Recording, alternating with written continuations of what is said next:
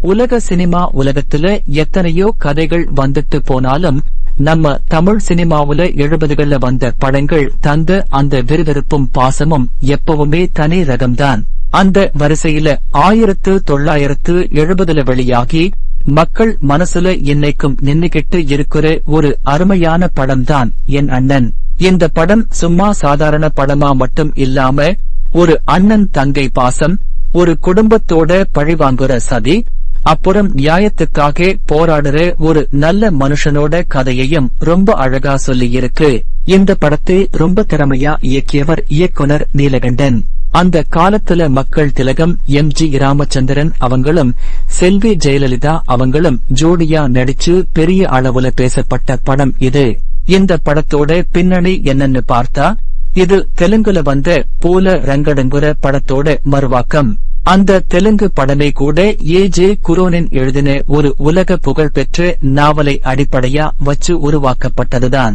மே 21, 1970ல வெளியான இந்த படம் திரையரங்குகள்ல 100 நாட்களுக்கு மேல ஓடி மாபெரும் சாதனை படைச்சது. இன்னைக்கு நம்ம இந்த படத்தோட முழு கதையையும், இதுல இருக்கிற நல்ல விஷயங்களையும் சின்ன சின்ன குறைகளையும் பத்தி ரொம்ப எளிமையான நம்ம பேச்சு வழக்கு தமிழ்ல 2 நண்பர்கள் உட்கார்ந்து பேசுற மாதிரி பார்க்க போறோம். இந்த விறுவிறுப்பான கதையோட ஆரம்பமே ஒரு பெரிய ஆலையில தான் நடக்குது. நம்ம கதையோட நாயகன் ரங்கா, அவரோட அப்பா வேலப்பன் அந்த ஆலையில ரொம்ப நாளா மேலாளரா வேலை பார்த்துட்டு வர்றாரு. அந்த ஆலைக்கு மொத்தம் 3 கூட்டாளிகள் முதலாளிகளா இருக்காங்க. அவங்கதான் கருணாகரன், நாயகம், அப்புறம் தர்மராஜ். வேலப்பன் ரொம்ப நேர்மையான மனுஷன், முதலாளிகளுக்கு விசுவாசமா உழைக்கிறவர். ஆனா அந்த ஆலையில இருக்கிற மத்த 2 கூட்டாளிகளான நாயகத்துக்கும் தர்மராஜுக்கும் பேராசை ரொம்ப அதிகம். அவங்க 2 பேரும் சேர்ந்து ஆலை பணத்தை திருட திட்டம் போடுறாங்க. இதை நல்லவரான கருணாகரன் கண்டுபிடிச்சு தட்டி கேட்கிறாரு. இதனால கோபமடைந்த நாயகமும் தர்மராஜும் சேர்ந்து ஒரு நாள் ராத்திரி கருணாகரனை ரொம்ப கொடூரமா கொலை செஞ்சுடுறாங்க. அந்த கொலையை செஞ்சது மட்டுமில்லாம ரொம்ப தந்திரமா அந்த பழியை நேர்மையான மேலாளர் வேலப்பன் மேல தூக்கி போடுறாங்க. போலீஸ் சாட்சிகளை உருவாக்கி வேலப்பனை குற்றவாளியா மாத்திடுறாங்க. செய்யாத குற்றத்துக்காக வேலப்பனுக்கு நீதிமன்றம் மூலமா சிறை தண்டனை கிடைக்குது. அவர் ஜெயிலுக்கு போயிடுறாரு. அப்பாவோட இந்த நிலைமையால ரங்காவோட குடும்பம் மொத்தமா தெருவுக்கு வருது. சின்ன வயசுலயே ரங்காவுக்கு குடும்ப பாரம் தலை மேல விழுது. அவனுக்கு தங்கம்னு ஒரு குட்டி தங்கை இருக்கா. அவளை எப்படியாவது நல்ல நிலைமைக்கு கொண்டு வரணும், அவளை நல்லா படிக்க வைக்கணும்னு ரங்கா மனசுல உறுதி எடுத்துக்கிறான். ரங்கா ரொம்ப கஷ்டப்பட்டு கூலி வேலை செஞ்சு மூட்டை தூக்கி கிடைக்கிற எல்லா வேலையையும் செஞ்சு காசு சம்பாதிச்சு தன் தங்கை தங்கத்தை ஆசையா படிக்க வைக்கிறான். தங்கமும் அண்ணனோட உழைப்பை வீணாக்காம நல்லா படிச்சு பெரிய பொண்ணா வளர்றா. காலப்போக்குல தங்கத்துக்கு முரளின்னு ஒரு நல்ல தகுதியான மருத்துவர் வரனா அமையுறான். முரளியும் தங்கமும் காதலிச்சு கல்யாணமும் பண்ணிக்கிறாங்க. ஆனா இங்கதான் கதையில ஒரு பெரிய அதிர்ச்சி காத்திருக்கு. அந்த முரளி வேற யாரும் இல்ல, ஆரம்பத்துல கொல்லப்பட்டாரே முதலாளி கருணாகரன், அவரோட சொந்த மகன்தான். இந்த உண்மை கல்யாண போதோ இல்ல அதுக்கு முன்னாடியோ யாருக்கும் தெரிய வரல. கல்யாணம் முடிஞ்சு தங்கம் முரளி வீட்டுக்கு போனதுக்கு அப்புறம்தான் முரளிக்கு ஒரு அதிர்ச்சியான விஷயம் தெரிய வருது. தங்கம் வேற யாரும் இல்ல, தன் அப்பாவை கொலை செஞ்சு ஜெயில இருக்கிறாரே அந்த வேலப்பனோட சொந்த மகள்தான் அப்படிங்கிற உண்மை அவனுக்கு தெரிய வருது. தன் தந்தையை கொன்றவனோட மகளோடு வாழ முடியாதுன்னு கோபத்துல முரளி தங்கத்தை வீட்டை விட்டு துரத்தி விடுகிறான். தங்கை அழுதுகிட்டே அண்ணன் வீட்டுக்கு வர்றா. தன் தங்கை வாழ்க்கை இப்படி பாழாயிடுச்சேன்னு ரங்காவுக்கு ரத்தம் கொதிக்குது. இந்த சமயத்துல ரங்காவுக்கு வள்ளியம்மாள்னு ஒரு காதலி இருக்கா. அவளோட அண்ணன் நாகப்பன் ரொம்ப கெட்டவன், முரளிக்கு நெருக்கமானவன். நாகப்பன் தான் முரளி கிட்ட போய் தங்கம் வேலப்பனோட பொண்ணுங்குற உண்மையை சொல்லி அவங்க வாழ்க்கையை கெடுத்ததே. இந்த விஷயம் ரங்காவுக்கு தெரிய வந்ததும் அவன் நேரா நாகப்பனை தேடி போய் அவனை நல்லா அடிச்சு துவம்சம் பண்றான். தன் தங்கையோட வாழ்க்கையை கெடுத்து நாகப்பனை ரங்கா அடிச்ச காரணத்தால நாகப்பன் காவல் நிலையத்துல புகார் கொடுக்கிறான். இதனால ரங்காவையும் போலீசார் கைது செஞ்சு சிறையில அடைக்கிறாங்க. ரங்கா ஜெயிலுக்கு போனதுக்கு அப்புறம்தான் கதையில ஒரு பெரிய திருப்பம் நடக்குது. அவன் இருக்கிற அதே சிறையில தான் அவனோட வயசான அப்பா வேலப்பனும் தண்டனை அனுபவிச்சுட்டு இருக்காரு. பல வருஷத்துக்கு அப்புறம் அப்பாவும் மகனும் சிறையில சந்திச்சுக்கிறாங்க. அங்க வச்சு அப்பா வேலப்பன் ரங்கா கிட்ட அழுதுகிட்டு உண்மையை சொல்றாரு. தான் எந்த தப்பும் செய்யல என்றும் நாயகமும் தர்மராஜும் சேர்ந்துதான் கருணாகரனை கொன்னுட்டு தன் மேல பழியை போட்டாங்கங்கிற உண்மையையும் விலாவாரியா விளக்குறாரு. அப்பாவோட அப்பாவித்தனத்தை புரிஞ்சுகிட்ட ரங்கா எப்படியாவது அப்பாவை இந்த ஜெயில இருந்து வெளியே கொண்டு வரணும், உண்மையான குற்றவாளிகளை சட்டத்துக்கு முன்னாடி நிறுத்தணும்னு சபதம் எடுக்கிறான். சில நாட்கள்ல ரங்கா சிறையில இருந்து விடுதலையாகி வெளியில வர்றான். வெளியில வந்ததும் அவன் நேரா சண்டைக்கோ பழி வாங்கவோ போகல. ரொம்ப நிதானமா திட்டம் போடுறான். தன்னை நல்லவன் மாதிரி காட்டிக்கிட்டு அந்த துரோகி முதலாளிகளான நாயகம் அப்புறம் தர்மராஜ் 2 பேரோட நம்பிக்கையையும் சம்பாதிக்கிறான். அவங்க ஆலையிலேயே வேலைக்கு சேர்ந்து அவங்களோட எல்லா ரகசியங்களையும் திருட்டுத்தனங்களையும் ஒவ்வொன்னா சேகரிக்க ஆரம்பிக்கிறான்.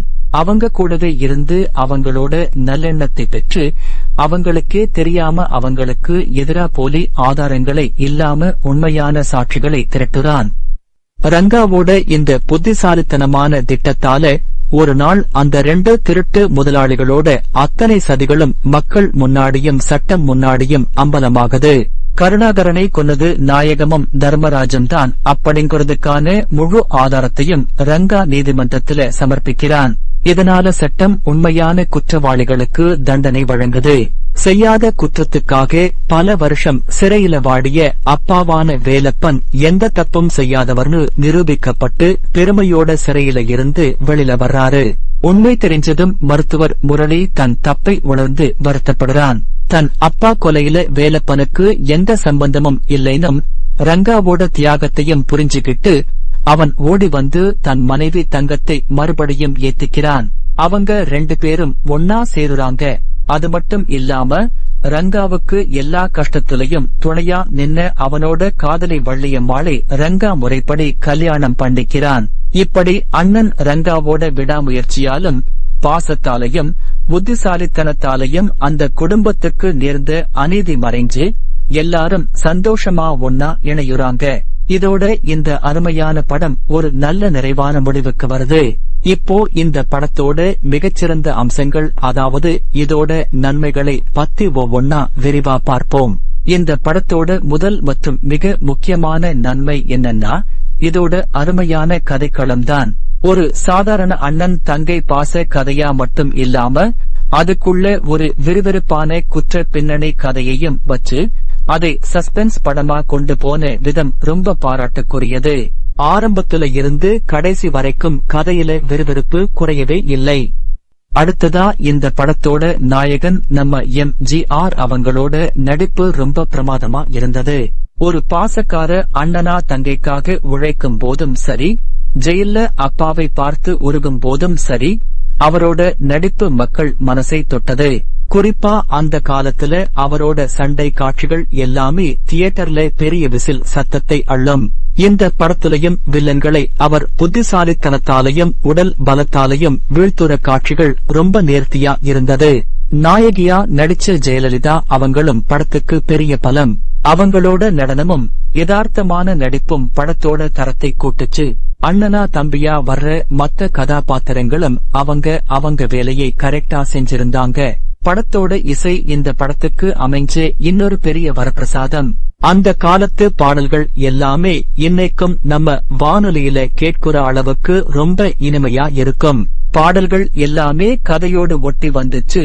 தேவையில்லாம பாட்டு வர்ற மாதிரி தெரியல. அதே மாதிரி படத்தோட பின்னணி இசையும் அந்த சஸ்பென்ஸ் காட்சிகளுக்கு ஏத்த மாதிரி ரொம்ப மிரட்டலா அமைச்சிருந்தாங்க. அது தியேட்டர்ல படம் பார்த்தவங்களுக்கு ஒரு பெரிய த்ரில்லிங் அனுபவத்தை கொடுத்திருக்கும். இயக்குனர் நீலகண்டன் அவங்களோட இயக்கம் ரொம்ப பாராட்டுக்குரியது. ஏன்னா ஒரு நாவலை படமா மாத்தும் போது அதுல இருக்கிற சுவாரஸ்யம் குறையாம பாத்துக்கிறது ரொம்ப கஷ்டம். அதை அவர் ரொம்ப தெளிவா செஞ்சிருக்காரு. எந்த இடத்துலயும் தேவையில்லாத குழப்பங்கள் இல்லாம கதையை நேர்கோட்டுல ரொம்ப எளிமையா பாமர மக்களுக்கும் புரியுற மாதிரி கொண்டு போயிருக்காரு. அதனாலதான் இந்த படம் 100 நாட்களை தாண்டி தியேட்டர்ல ஓடி பெரிய சாதனை பண்ணுச்சு. நன்மைகள் நிறைய இருந்தாலும் இந்த படத்துல சில சின்ன சின்ன குறைகளும் இல்லாம இல்லை. இப்போ இந்த படத்தோட தீமைகள், அதாவது சில பலவீனங்களை பத்தி பார்ப்போம். படத்தோட முதல் பலவீனம் என்னன்னா, சில காட்சிகள்ல வர்ற நாடகத்தன்மைதான். 70கள்ல வந்த படம்ங்கிறதால கதாபாத்திரங்கள் பேசுற சில வசனங்கள் ரொம்ப நீளமாவும் கொஞ்சம் செயற்கையாவும் இருக்கிற மாதிரி தோணுது.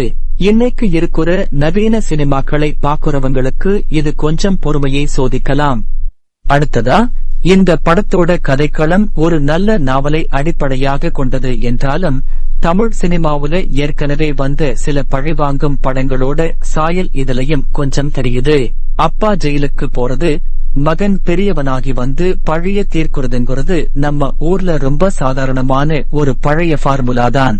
அதனால சஸ்பென்ஸ் படம்னு சொன்னாலும் சில இடங்கள்ல அடுத்து என்ன நடக்க போகுது அப்படிங்கறதை நம்மளால ரொம்ப எளிதா கணிச்சுட முடியுது. இதனால அந்த சஸ்பென்ஸ் த்ரில்லர்ங்குற உணர்வு கொஞ்சம் குறையுது. மேலும் படத்தோட ஆரம்ப காட்சிகள் ரொம்ப வேகமா நகர்ந்தாலும் இடைவேளைக்கு அப்புறம் வர்ற சில காட்சிகள் கதையை விட்டு கொஞ்சம் விலகி போற மாதிரி தோணுது.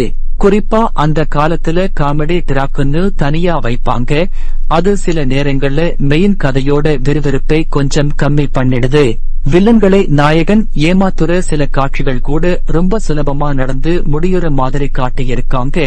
நிஜ வாழ்க்கையில அவ்வளவு சீக்கிரம் வில்லன்கள் ஏமாந்துடுவாங்களாங்கிற கேள்வி நமக்குள்ள வருது.